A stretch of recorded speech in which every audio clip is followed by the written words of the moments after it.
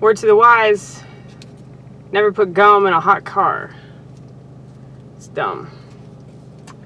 Gum rhymes with dumb. Gum is no more.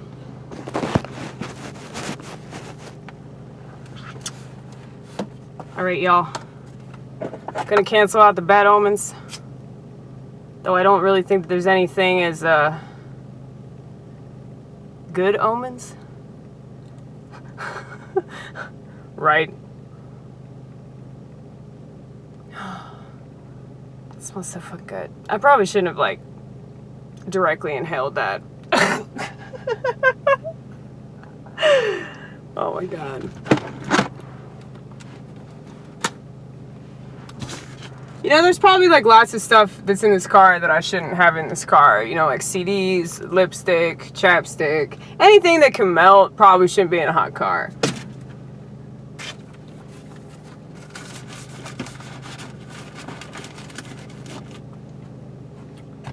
But, I brought a pee. Gonna put my seatbelt on, because I'm gonna be playing some music on the way to my friend's house. So we want to take all precautions if we're already doing something really crazy. Hence the burning wooden stick. It's not like I don't think that there's merit to this shit. Okay, I don't know what the fuck she's doing.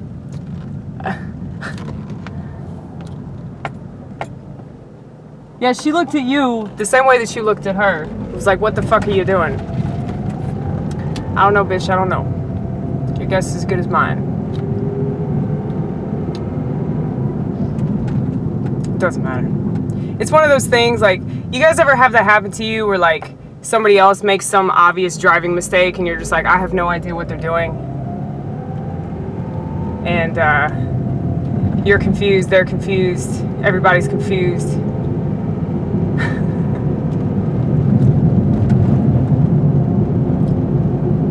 Are you gonna drive on the interstate? Yeah, I'm thinking about driving on the interstate. I really don't want to deal with this shit. I really hate this traffic with a passion. So yeah, we're gonna go on the interstate.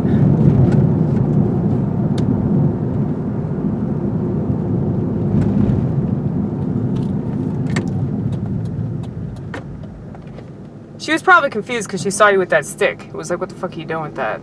And also because of your driving. But,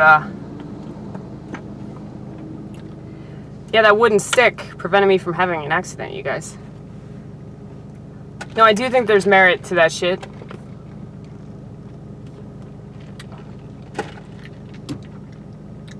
If you believe in it, it can mean anything that you want it to mean, you know? Like, astrology, for example. A lot of people think that astrology is a crock of shit. I think that there's some merit to it, but I don't think it's like the be-all and end-all. I don't think that you should rest all of your faith in the stars. But I think there's a lot of truth to it at the same time.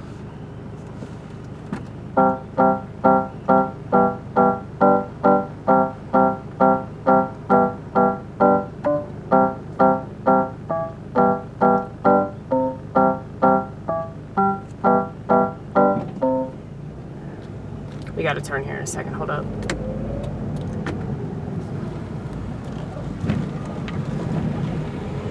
Okay. Easing on out, easing on out.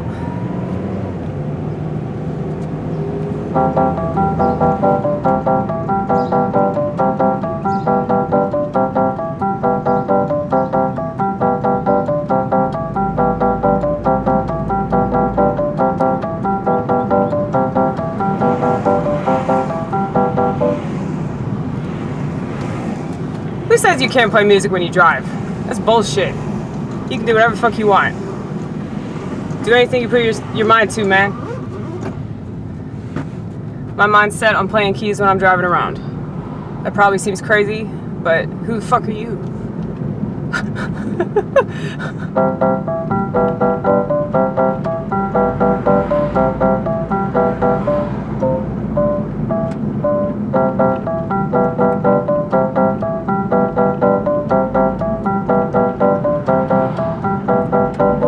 time you make a mistake, you have to pretend that you intended all along to make that mistake.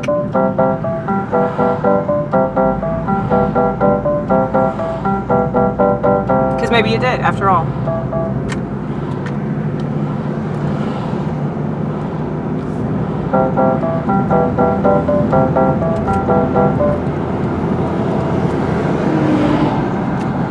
Shit.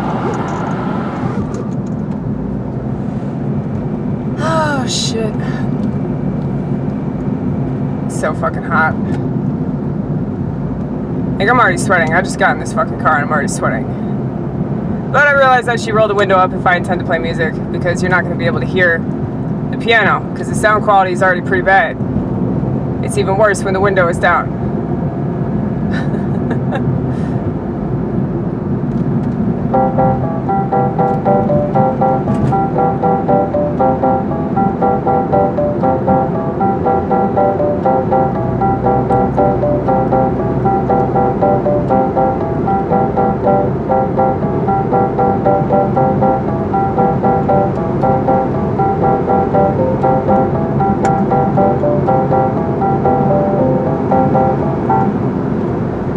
We're about to get on the turnpike. Hold on one second.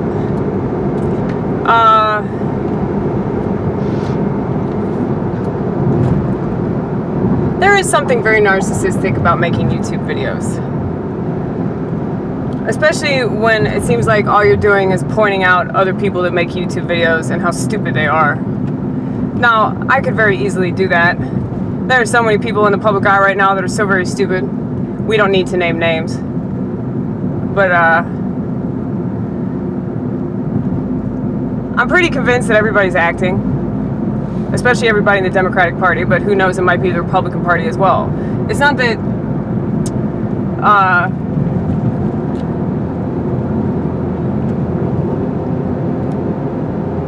it's not that it's just one side that's doing all the lying. Like, that's bullshit. That's stupid. Everybody's fucking lying. And the more they deny that, the more obvious it is that they're full of shit, you know? Because everybody has got a blind spot. You know, everybody's got something that they're particularly passionate about, and it blinds them to seeing the whole truth about that particular subject matter. This is always going to be the case. But, Jesus Christ, fuck this seatbelt.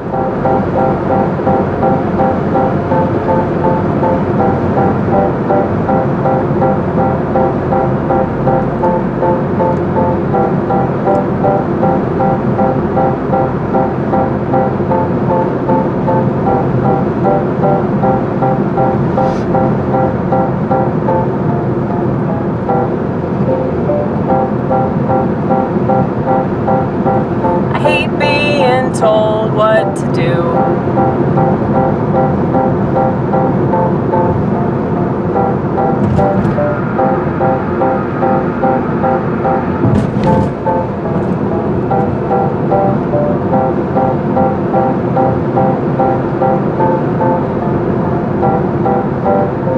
Hold on one second, I'm gonna switch lanes because this motherfucker in front of me is going so slow. Why the fuck is he switching lanes? I hate it. I fucking hate these people. I hate them. Jesus Christ. Okay. There was a guy in front of him that was going really slow. So I understand now. I'm sorry. There he goes. There he goes. We're good. Now everything's back to normal. Whatever the fuck that means.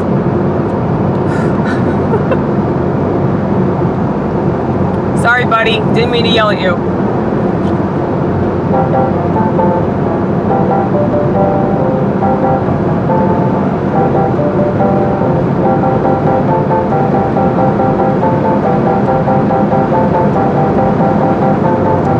I haven't done stand-up comedy in like 6 months. I'm trying to get my head straight before I go on out there and embarrass myself again. I hate it when I don't think that my material is very good.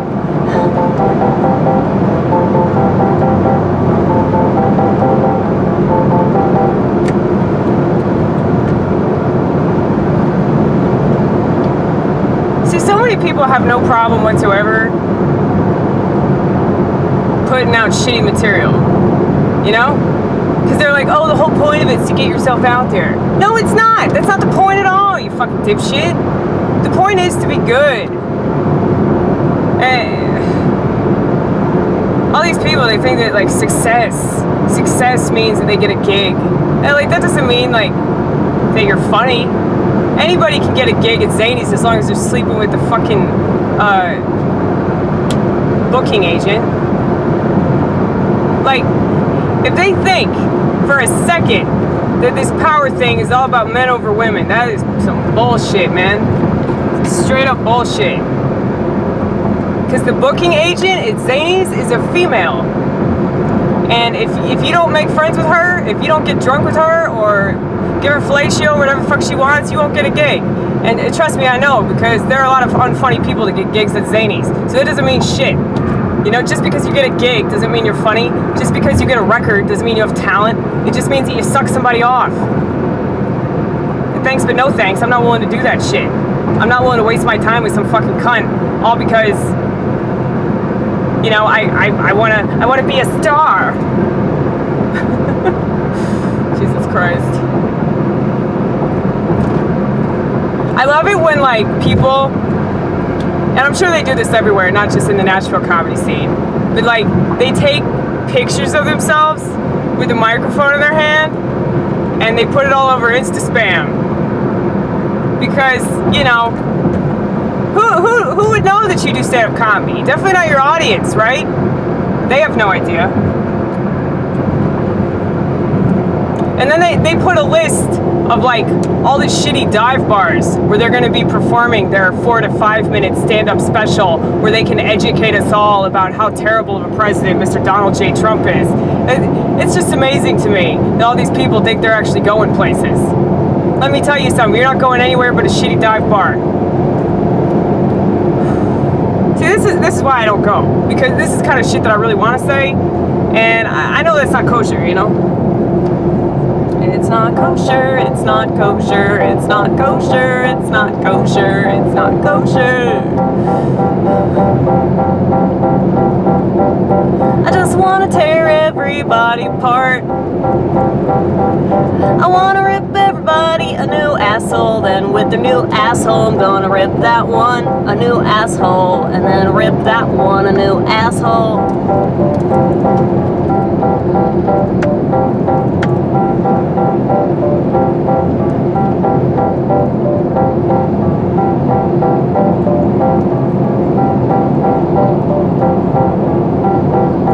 It just pisses me off, people that think they got something intelligent to say, but they're not saying anything worthy of anything, anyone, anyone's time, anything, anyone, anyone's time.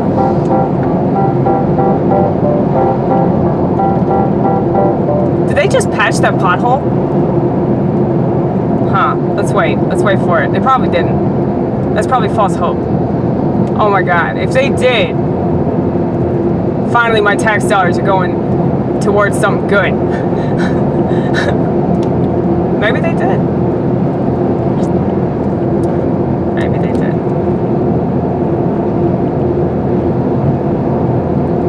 Holy shit, I think that they did. The people in the government finally did their fucking job. It just took them years to do it. It took them years to patch a pothole that's been there for ages.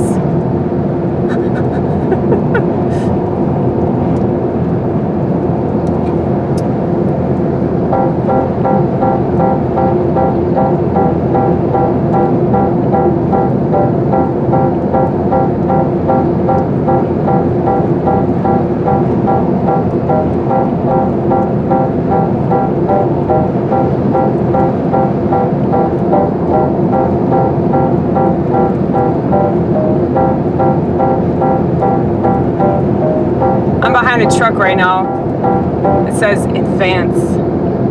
It's one of those like I'll just show you. You see that? This is not smart, Amy. This is just not fucking smart.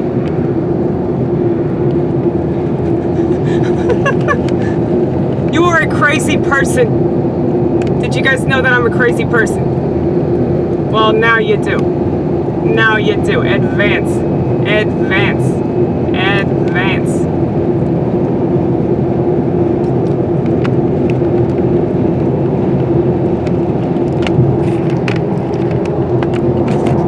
I just wanted you guys to know that I wasn't lying.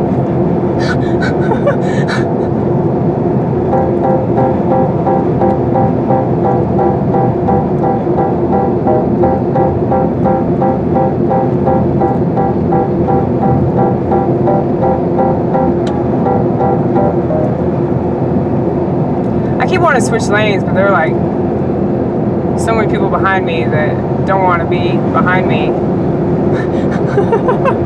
Surprise, surprise! You're the slowest poke on the road. Nobody wants to be behind you.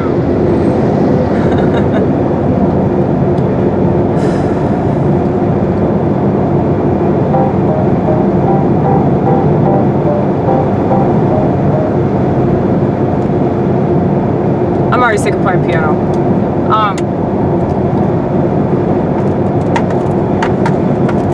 Let's move this to the back. Oh my god, oh my god, oh my god, oh my god, oh my god. Go! Go!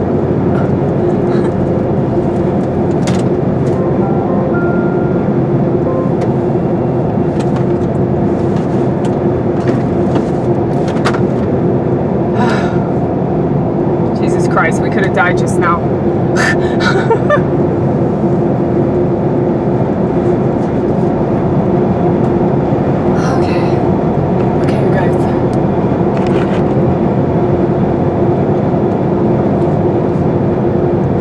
See me all right?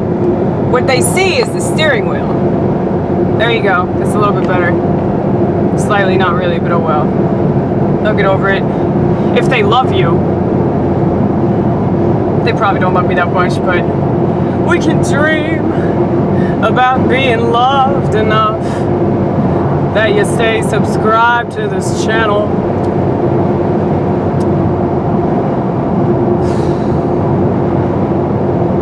There's something beautiful about authenticity, folks. There's something beautiful about somebody not editing their videos because they want you to get the full experience. You know, they want you to actually see things as they really are.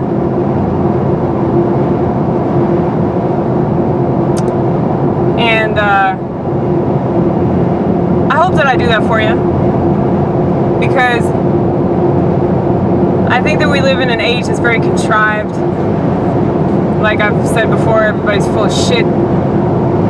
But it's like everybody wants you to see a certain side of them, you know? Like, oh, I'm educated and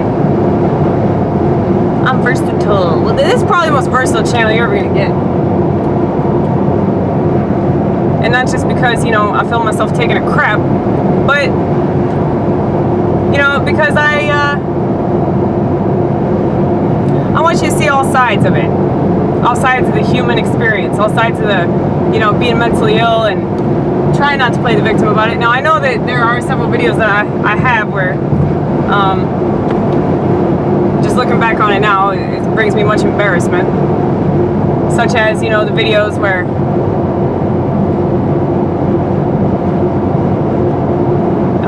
you know, I'm talking out of my ass and I'm wrong about everything, or I'm crying because of something stupid that I've blown way out of proportion in my head, or you know, like those videos where I'm smoking cigarettes and I'm crying because I'm smoking cigarettes. I was thinking about smoking, like, I mean, this is the most creative thing I've done in relation to addiction. Like, I think that that's the problem, is that people don't want to be creative. People just want to do something that's already laid out for them, you know? But what helps people the most is doing something that's right for them, you know? And that's why they stress in the program of Alcoholics Anonymous, Now, I know that I probably sound like I'm tooting my own horn, but I feel like I'm one of the few that actually practices that program in my daily life. But that's because I don't go to meetings. And I think the people that go to meetings have a really hard time practicing the program in their daily life because they're so obsessed with this image of themselves. Like, they're so obsessed with this idea that they're in recovery and that they're like this different person, they're a spiritual person. And, you know, I have not met one person in there that goes along with this groupthink bullshit that's interesting or that's actually like truly spiritual the way that they suggest in the book. But you know, for people that say that the 12 steps don't work, like, that's bullshit. It's just you have to apply them in a way that makes sense to you personally. Same with religion. If it doesn't work for you, it doesn't work for you. But I don't know. I think that to just discount it and say like, oh well, the 12 steps can't work for me. Well, it's like, well, maybe you're not applying it right. You know, you try to do it the way that somebody else tells you have to do it, and that's your problem right there. You should do it the way that suits you. And if it suits you to quit drinking by means of the marijuana maintenance plan, which is something that they've coined in, well, they've coined it more in Narcotics Anonymous, because technically marijuana is not a narcotic. But they say that as a joke, but I always thought it was a real thing, you know? I was like, that's awesome. Marijuana maintenance all day long, baby cakes. Like, if marijuana helped me to quit drinking, then, you know, I would say that that's better than, you know, trying to do it their way and failing. But, yeah, a lot of people don't understand that, you know. They think they gotta go along with what other people tell them, but the reason why AA works is because it's based on attraction rather than promotion. That's why I'm completely against interventions. I'm completely against rehabs. Attraction rather than promotion means that you don't fucking trick somebody into going to an intervention and lying to them and manipulating them and forcing them to get clean as if they're going to stay clean. You know, anybody that goes along with that bullshit, they're eventually going to relapse. Whenever they relapse, it's going to be way worse than what they were originally doing, just to let you know. Because, like, if you're not ready to get sober, it's not going to work. Period, point blank. And I was telling this chick, shout out to Words Retain Power. Your videos are hilarious. I hope you keep doing them. Don't be discouraged by the fucking haters and the losers. Just do whatever the fuck you want. But she was talking about being on Chantix, and, you know, I'm completely against all that shit, you know, but Chantix is an antidepressant. But it worked for her, and she said that, you know, she wasn't having all the suicidal dreams and shit. But I think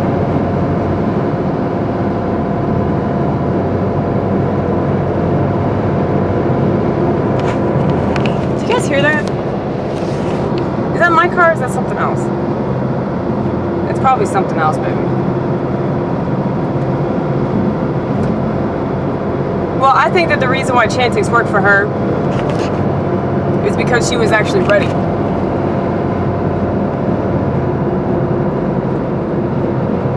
And I think a lot of people that they have the suicidal thoughts is because they're not ready to quit smoking. And whenever they take Chantix,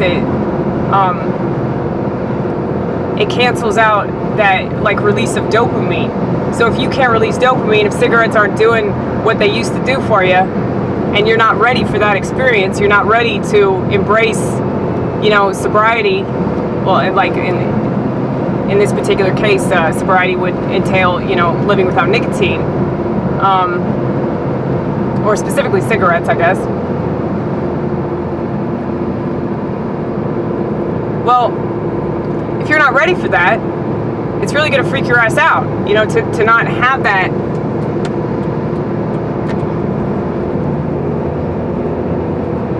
anymore. You know, to not be able to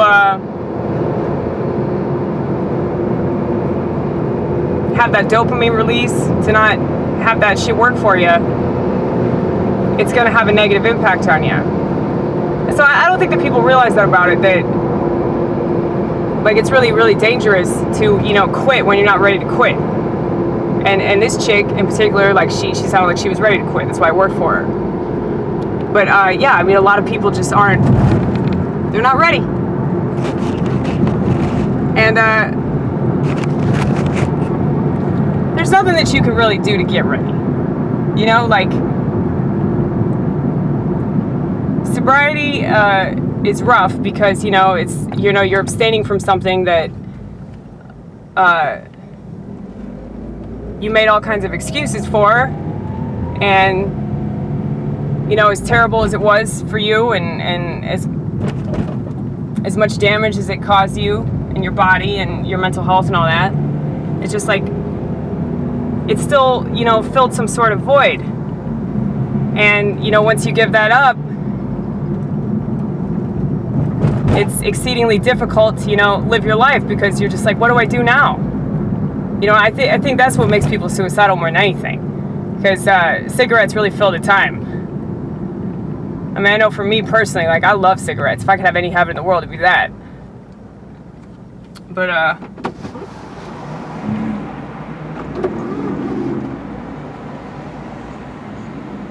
think something's wrong with my car.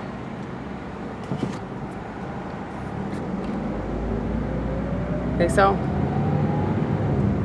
It was just making this funny ass noise. I just never know what to think. Anytime there's a weird smell, I always assume that, like, my car is fixing to blow up. You know, like, if something's going on out here, I just assume that it's me.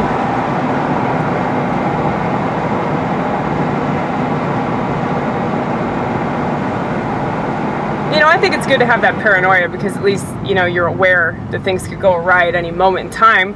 But it's also annoying because, you know, whenever there is nothing to be worried about whatsoever, you know, I'm freaking out. Hold up.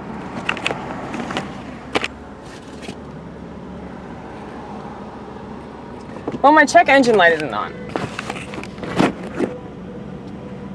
So if my check engine light isn't on, like, I shouldn't be worried, right? It's just nerve-wracking, man. It's nerve-wracking.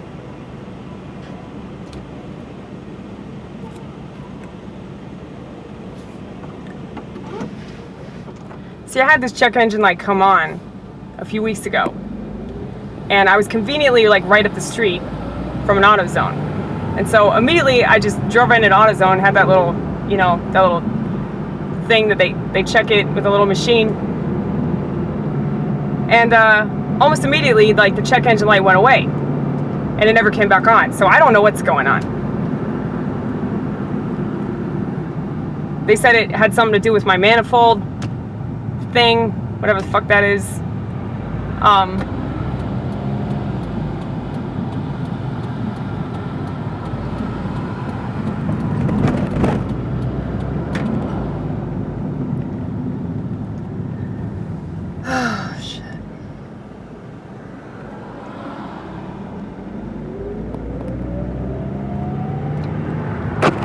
You need to, like, prop the camera up with something.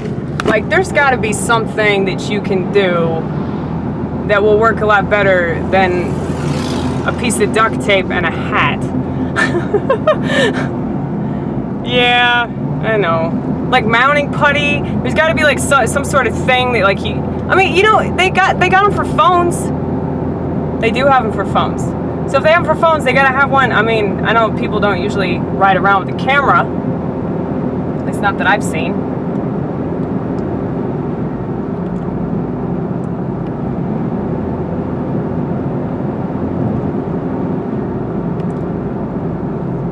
Oh my God.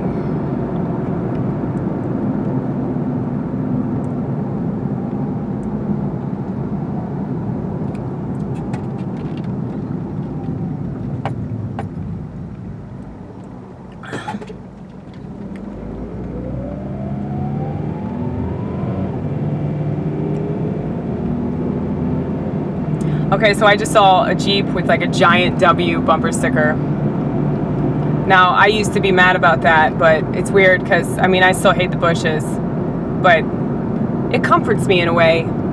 It comforts me a lot more now, mainly because I know that that person's not a liberal. So even though I don't agree with their support of George W. Bush, I'm like, well, at least they were not a liberal, you know? Times they are changing.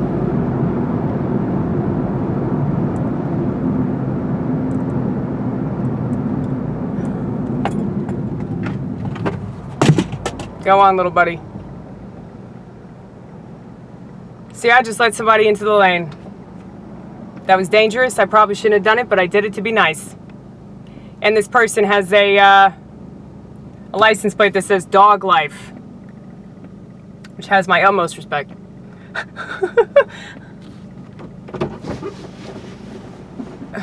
Fuck.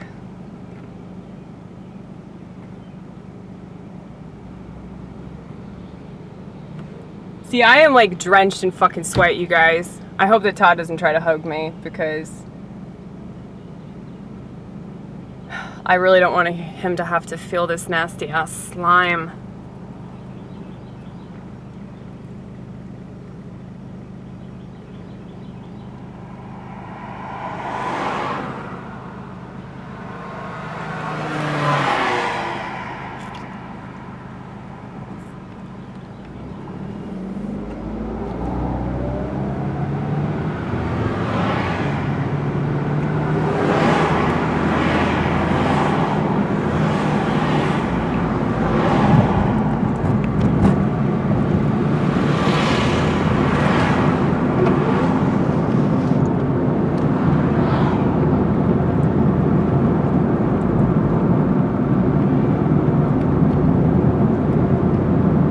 I have a feeling though that I'm gonna probably have to get a new car pretty soon.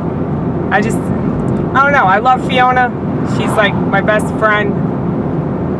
I've had Fiona for like the past several years. Like since 2014, maybe 2015? 2014, I think. Yeah, like, you know, she's fucking awesome.